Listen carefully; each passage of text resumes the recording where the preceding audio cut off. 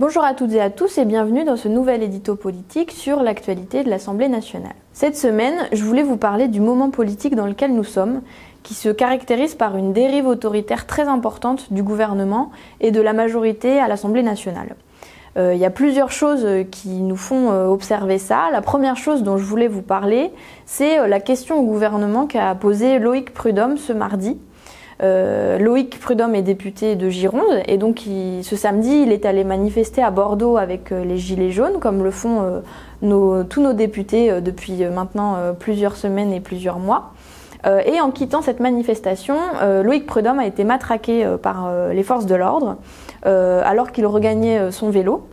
Et donc, il a voulu interpeller Christophe Castaner, le ministre de l'Intérieur, sur cette façon de gérer les fins de manifestation de Gilets jaunes, qui est une véritable doctrine en matière de maintien de l'ordre, un véritable choix dans la façon dont les policiers doivent disperser les manifestants avec violence et avec des comportements qui causent des blessures importantes. En l'occurrence, Loïc Prud'homme a été blessé à l'oreille et à la main. Cette doctrine de maintien de l'ordre, elle nous paraît vraiment problématique parce que d'une part, elle ne semble que faire augmenter finalement le degré de violence dans les mobilisations et d'autre part, pour nous, elle est révélatrice d'une volonté du gouvernement de museler toute opposition politique à son action.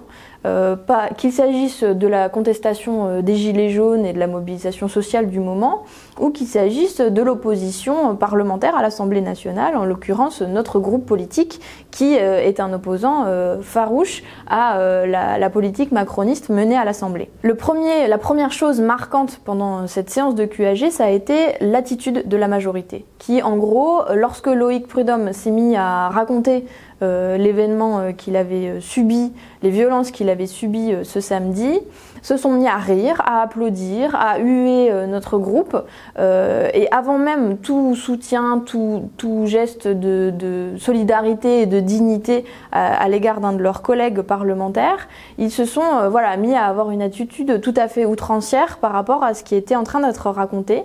Ce qui dénote pour nous une attitude véritablement autoritaire et véritablement aveugle au moment politique et à la gravité des faits qui se déroulent chaque samedi, mobilisation après mobilisation, avec des gens qui sont mutilés, qui sont mis en garde à vue de manière abusive et avec des gens qui désormais n'auront plus la même vie parce qu'ils ont simplement voulu aller manifester pour les revendications qu'ils portent et les choses auxquelles ils croient. La seconde chose dont je voulais vous parler sur cette séance de questions au gouvernement, évidemment, c'est la réponse de Christophe Castaner, le ministre de l'Intérieur, qui était donc interpellé sur ces faits.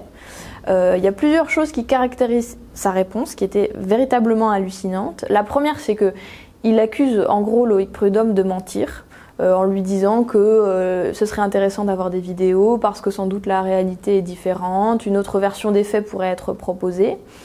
C'est donc ça l'attitude du gouvernement macroniste. Lorsqu'un parlementaire dénonce une situation, avant tout geste de soutien, sa parole est mise en doute immédiatement. La seconde chose, c'est que Christophe Castaner explique rapidement à Loïc Prud'homme que son statut de député n'était pas visible lorsqu'il regagnait son vélo et que donc il était comme un gilet jaune comme un autre et de ce fait-là, qu'il était tout à fait légitime qu'il se fasse matraquer en quittant une manifestation. C'est dire la conception qu'ils ont de la sécurité qui doit être assurée à tout citoyen, à toute citoyenne qui manifeste aujourd'hui dans notre pays. Et c'est dire si le ministre de l'Intérieur perd de vue son rôle et son devoir qui est aujourd'hui de garantir la liberté de manifester en France. Évidemment, pour nous, cette dérive autoritaire, elle n'est pas acceptable.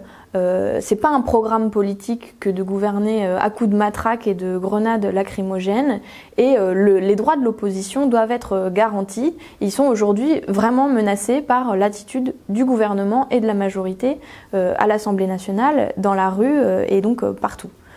La seconde chose dont je voulais vous parler et qui est évidemment liée à cette question, c'est le fait que cette semaine, je ne vous parlerai pas d'une loi qui est étudiée à l'Assemblée nationale parce qu'on est dans ce qu'on appelle une semaine de contrôle et d'évaluation de l'action du gouvernement. C'est des semaines où les députés peuvent proposer des sujets de débat, les groupes politiques peuvent proposer des sujets à discuter entre les parlementaires qui visent à contrôler l'action du gouvernement et à évaluer ses politiques. Bon, dans les faits, c'est comme beaucoup de choses à l'Assemblée nationale, toujours un peu figé et des exercices qui amènent peu de spontanéité, mais ça permet quand même de poser des questions et de mettre en cause le gouvernement sur la politique qu'il mène et de lui demander de rendre des comptes en votre nom et sur des sujets qui nous paraissent importants. En l'occurrence, notre groupe politique cette semaine avait mis à l'ordre du jour un débat justement sur la criminalisation et la judiciarisation de l'action politique et militante. On avait demandé ce débat il y a déjà plusieurs semaines parce que on voyait ce problème monter et on le constate toujours, et donc c'est l'objet de ce que je vous raconte aujourd'hui dans cet édito. Nos députés ont donc rappelé la longue liste des caractéristiques de cette dérive contre l'opposition politique et militante du moment.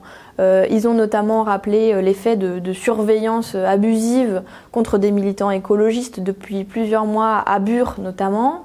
Ils ont évidemment parlé des violences commises contre les gilets jaunes, des gens qui perdent un œil, une main, qui sont mis en garde à vue depuis plusieurs semaines chaque samedi durant. Ils ont évidemment aussi évoqué les faits commis à l'encontre des lycéens et des étudiants qui se mobilisent depuis plusieurs semaines, mais aussi ce qui se déroule depuis très longtemps dans les quartiers populaires, ces violences policières quotidiennes que subissent les habitants de certains quartiers. Ils ont également pointé la menace à la liberté de la presse qui se fait jour en ce moment, et notamment avec la perquisition au journal Mediapart.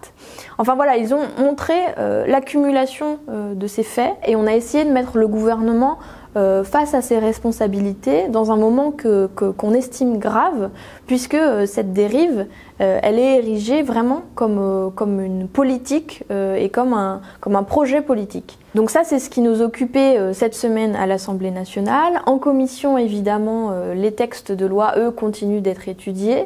Je vais vous parler notamment du projet de loi Pacte, qui est une loi sur les entreprises, qui est étudié cette semaine en commission et qui vise notamment à la privatisation des aéroports de notre pays. Donc malheureusement, en plus de la dérive autoritaire dans la rue dénoncée par nos députés dans l'hémicycle, les macronistes continuent leur œuvre de destruction généralisée, loi après loi. Donc évidemment, nos députés restent mobilisés. Je vous en parlerai davantage la semaine prochaine de cette loi, puisqu'elle arrivera dans l'hémicycle.